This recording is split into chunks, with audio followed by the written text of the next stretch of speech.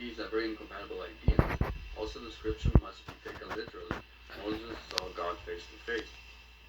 Based on the analysis of scripture, and maybe even Abraham saw God as the first mover. And Maimonides also uses Aristotelian principles to understand to describe the prime mover, which was also very different from that of Abraham. He even said that the prime mover and the necessary existence cannot be the same being, which is a problem. Okay. Number 8. Revolution deductive science. Okay. Isaac Newton, which Albert Einstein calls Newton the most influential person in history because of the calculus, but also his classical mechanics. I don't know, his optics maybe also. Newton in a way unified the laws of the cosmos and the laws of things on Earth. Well, it was just basically just for gravity, the force of gravity. Though he didn't even discuss electromagnetism. That was later by Maxwell. And that's all.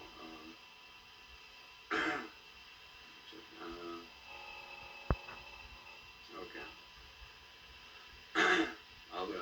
Anyway, his mechanics is basis for Einstein's general theory of relativity, and also basis for quantum mechanics today, the two great theories of the 20th century.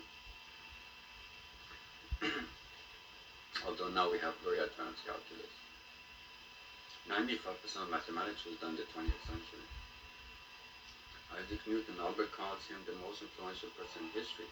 He did influence all other mathematics and physics. Gottfried Williams, Leibniz, Euclid, etc.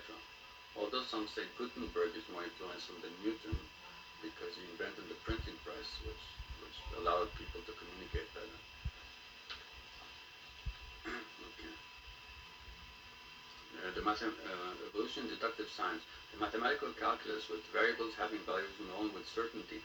The derivative and the integral. A basic example of the former is the slope of at each point of a curve and the area under curve for the latter.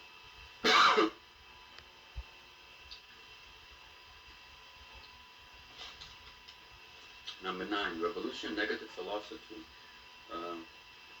Immanuel Kant, okay, maybe Hermann Cohen also, etc.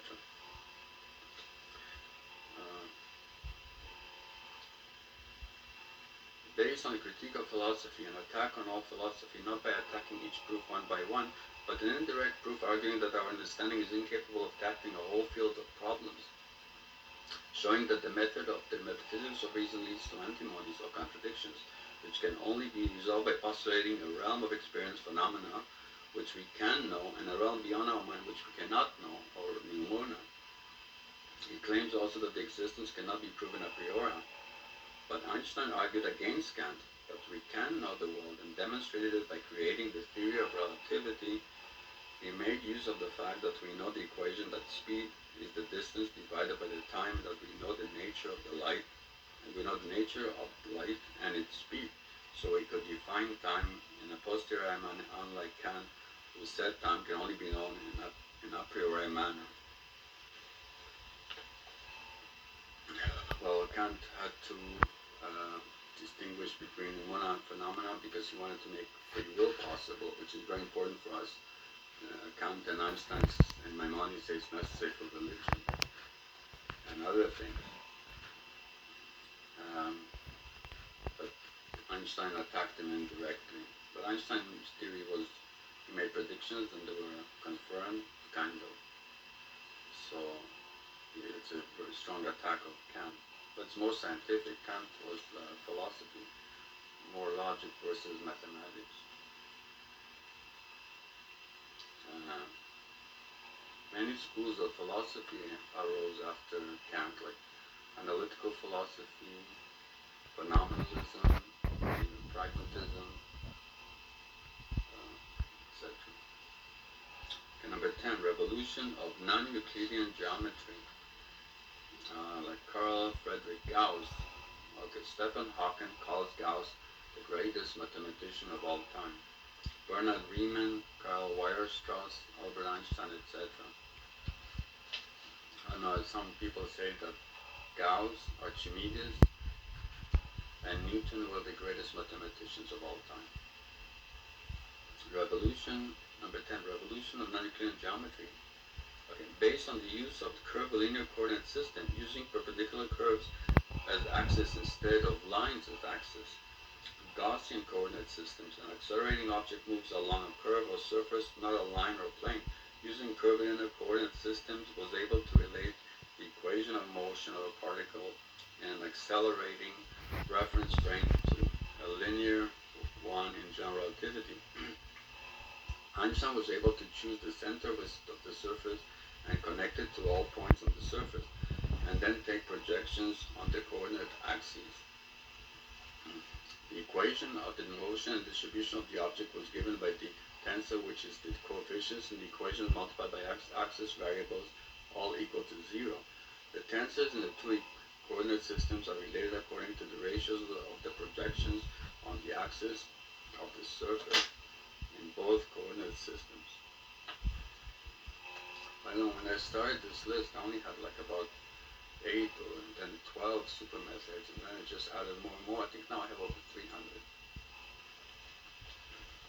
And Einstein needed tensors because in general relativity, you have length contraction, time dilation, and even the distribution of the object can no longer be represented as a point, but it changes because of motion or acceleration. Assuming that Einstein was correct. We'll discuss that in another place. Revolution 11. Revolution in tensor calculus mathematics. Okay, Ricky Levi-Civita. Okay, this is the latest mathematics that was invented maybe about 100 years ago, around 1900. It's very interesting that you're going to do research. If you look at history, if you want to make a big discovery or start a company and make a lot of money, the key thing is to see what is the latest discovery or the latest tool available. For example, this around 100 years ago, the tensor calculus was a new mathematical tool available to mathematicians, physicists, engineers, also non-Euclidean geometry. And Einstein made use of it to create a general theory of relativity. That's how he revolutionized physics. Also, Max Born also used probability in quantum mechanics. Okay. And also, a lot of discoveries were made. For example, when the telescope was discovered, Galileo made discoveries, and also when the microscope was discovered, made discoveries. And now they're making more discoveries now. And when they discovered the semiconductors, when the transistor, then Silicon Valley was created, and it was like a gold mine. People opening companies, making a lot of money building computers, making them cheaper and cheaper, integrated circuits, because somebody invented a transistor. Many of these got Nobel Prize. But that's basically the key how you make a discovery. So right now, maybe it's not that new, but it's getting the new discoveries algorithms.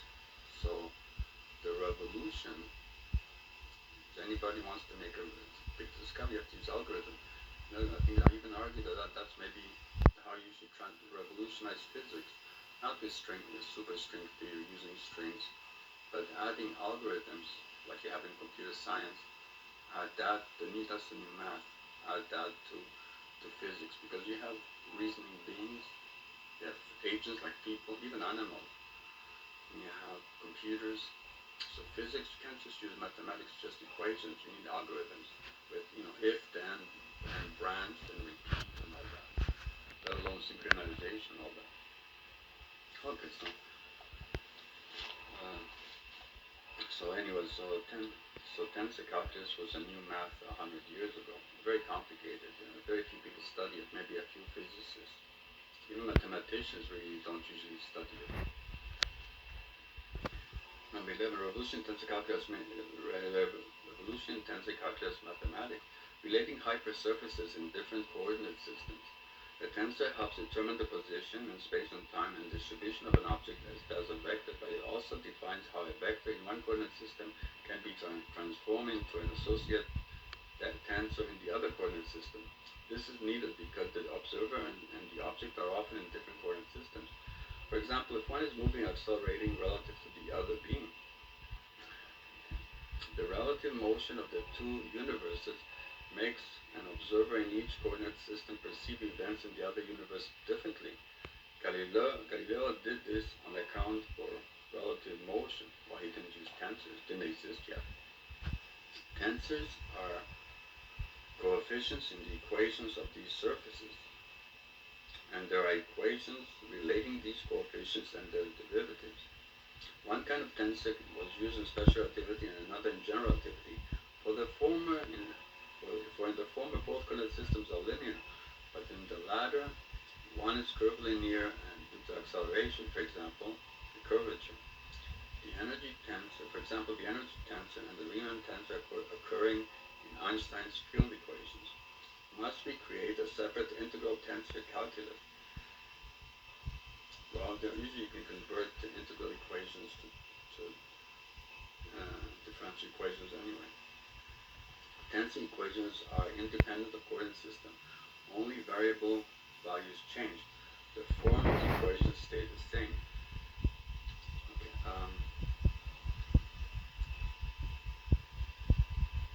Okay, Galileo really only gave, I think, a transformation for speed, not acceleration. Plus, they didn't use light. That was added later by Lorentz and later even Einstein.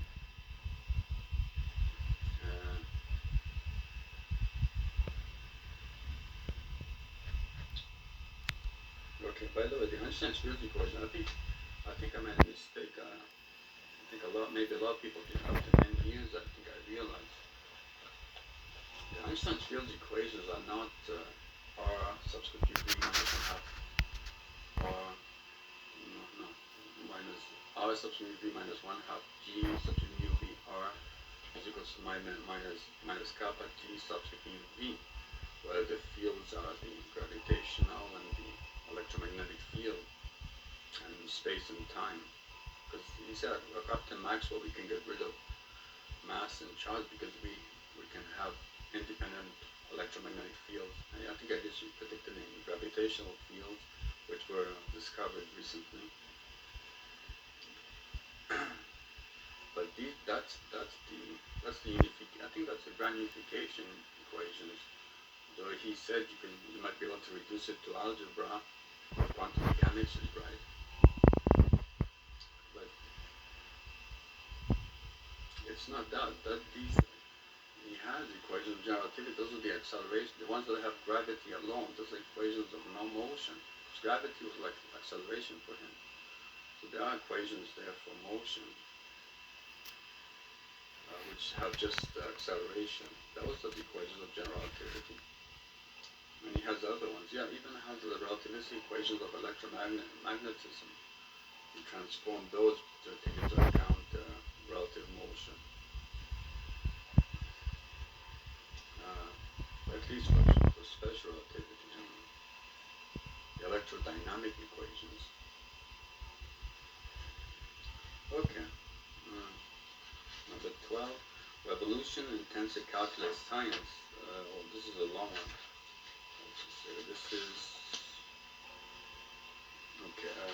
This is from Aristotle, Alexander of Aphrodisias, Themistius, Archimedes, Ptolemy, Averroes, Moses Maimonides, Nicholas Copernicus, René Descartes, Benedict Spinoza, Galileo Galilei, Isaac Newton, Pierre Simon Laplace, Carl Friedrich Gauss, Coulomb, Ampere, Faraday, Bauer, Savart, James Clerk Maxwell, Nikolai Ivanovich Lobachevsky, Bernard Riemann, Fizeau, Michelson, Morley, Lorentz, Ricci, Levi-Civita, Niels Bohr, Max Born, Werner Heisenberg, Schrödinger, Dirac, Enrico Fermi, Sommerfeld, Kurt Gödel, maybe should add Stephen Hawking, Hubert Reeves, Ed Whitman, question mark, Albert Einstein, maybe some others. Okay, this is from